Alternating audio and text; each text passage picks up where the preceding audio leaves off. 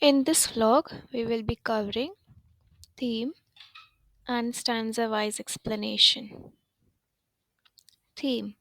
The main theme of Robert Southey's poem, The Battle of Blenheim, often called After Blenheim, is the futility and horror of war, critiquing its romantic glorification by contrasting it with devastating human cost experienced by ordinary people, highlighting the suffering, death, and destruction it brings, even while old men call it a famous victory.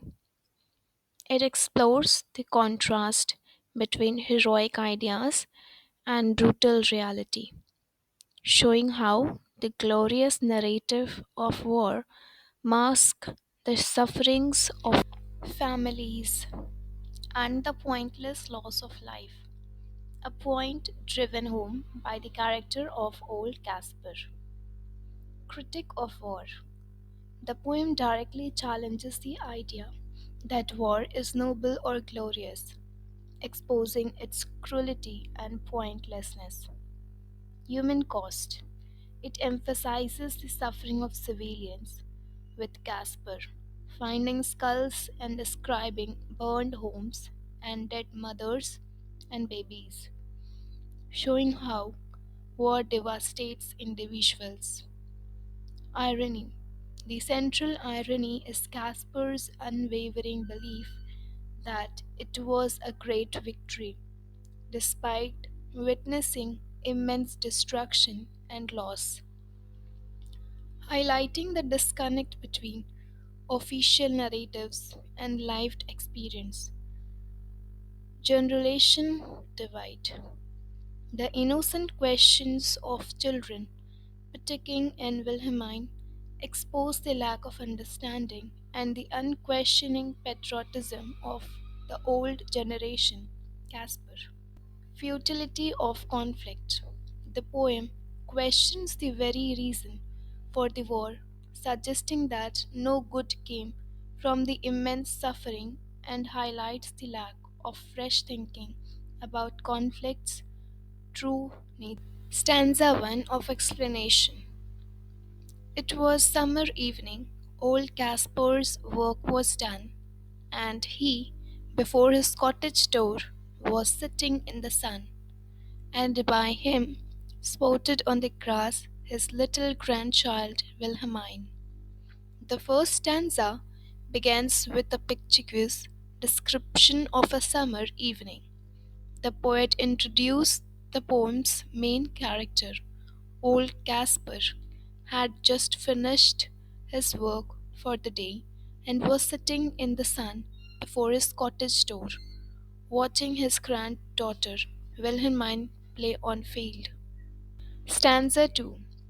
She saw her brother Peterkin roll something large and round, which he beside the rivulet in playing there had found. He came to ask what he had found that was so large and smooth and round. While playing, Wilhelmine saw her brother Peterkin rolling something large, smooth, and round, which he had found beside the stream. He was curious to know what that thing was, and thus turned to his grandfather for information. Stanza 3.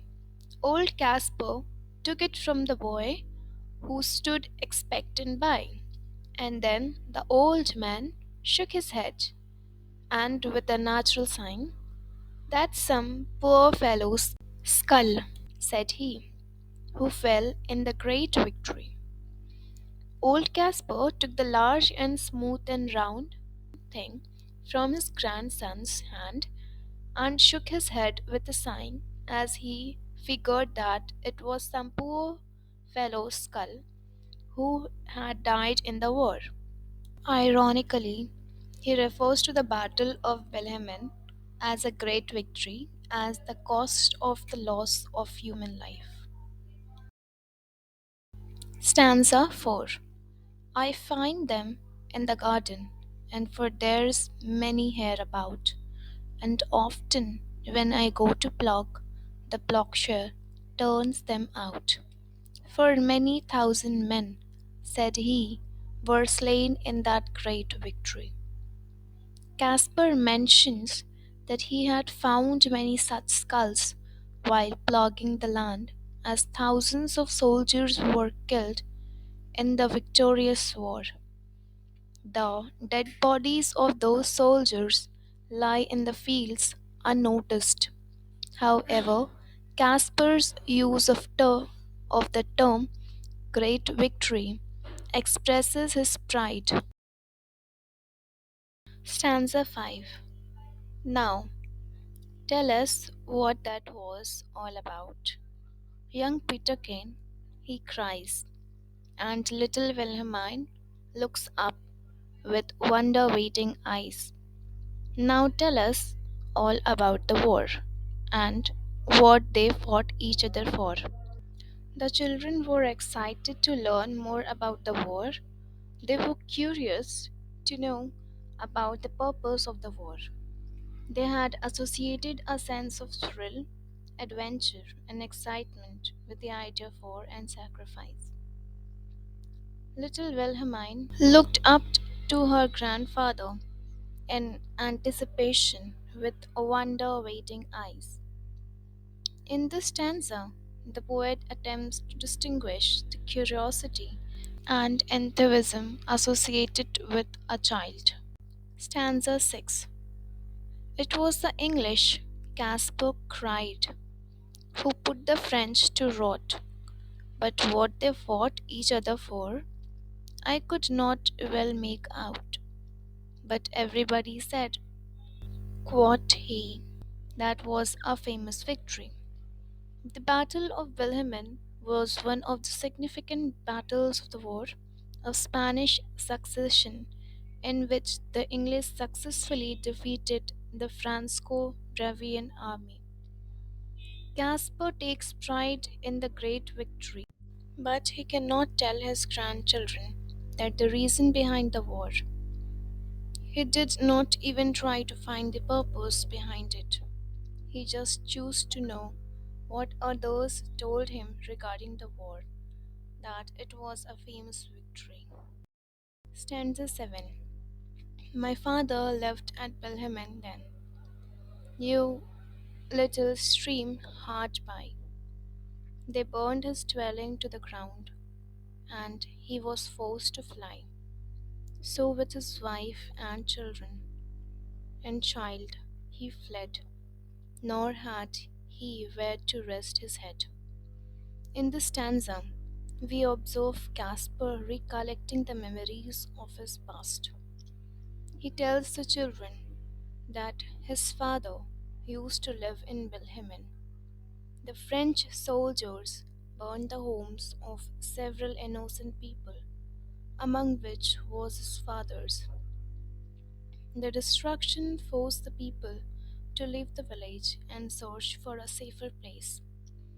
Caspar's father thus fled with his wife and young Caspar in search of shelter, but he was unable to find a home because of the dreadful war. These rendered their family homeless. Stanza 8.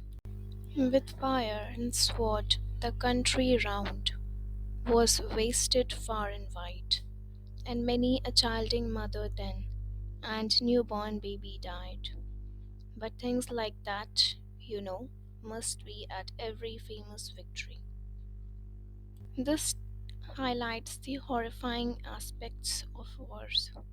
The fire and sword symbolize the evil spirit of human cruelty and destruction. The image of the death of pregnant mothers and newborn babies highlights the idea of ruination of human beings caused by none other than men themselves. The idea of is to express how thousands of innocent lives are taken in due course of a futility and meaningless. war that will only bring damage and destruction. Casper's irony is in the poem is evident as he says that these things are meant to happen at every battle where there is a great victory. Stanza 9. They say it was a shocking sight after the field was won, for many thousands bodies here lay rotting in the sun. But things like that, must be after a famous victory. The poem, the poet, through Kasper, goes on to describe the agony of war. He mentions the shocking sight of the battlefield full of dead bodies of soldiers rotting in the sun. Through this image, the poet attempts to consider the individuality in the way the soldiers lay. They are reduced to a mere status of an inanimate object. There is no dignity, no glory in war, only misery. Even after such a terrifying aspect of the war, Casper regards it as a famous victory, emphasizing the old men's ignorance about the purpose and consequence of war. Stanza 10. Great praise the Duke of Malbronne and our good Prince Enyuk. Why, that was a very wicked thing, said little Wilhelmine. Nana, my little girl, quoth he. It was a famous victory. Duke of Malbronne was an English general. He was the commander of the British force in the Battle of Blenheim. Prince Eliuk and the Duke of Marlborough represented Britain in the competition and defeated the French at Blenheim. Casper sang praises for the man who brought the famous victory to the nation, but Wilhelmine, confused at the meaningless credits, explains that exclaims that the war was wicked. For the first time in the poem, we see disapproval of the false glory of war. But shutting the little child, Casper goes on to repeat the same thing. The battle for him is not wicked as long as it is a famous victory.